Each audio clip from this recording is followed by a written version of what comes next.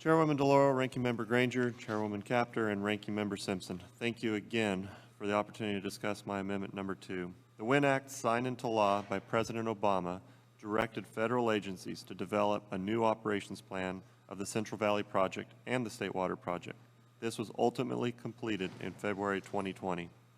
The resulting biological opinions, which were developed based on the best available science, providing flexibility and guidance to make the most efficient use of California's water and avoid a waste of this precious resource. Unfortunately, the implementation of this science was immediately obstructed by partisan motives.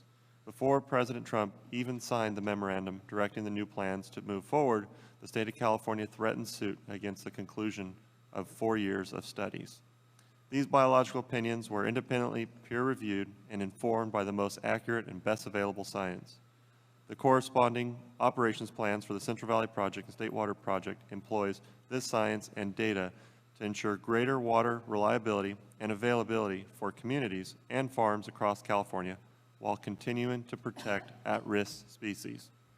There is no reason this should be a partisan or a political issue. The biological opinions are based on science, not political parties. Codifying these biological opinions puts an end to the senseless litigation and will provide farmers with certainty they need to continue feeding the world and ensure families in California have access to clean and reliable water. My second amendment would establish that this is the sense of this Congress that the 2019 biological opinions will dictate the operations of the Central Valley Project and State Water Project. The amendment also notes that Congress finds that the biological opinions from 2008 and 2009 are outdated and use old, inaccurate science.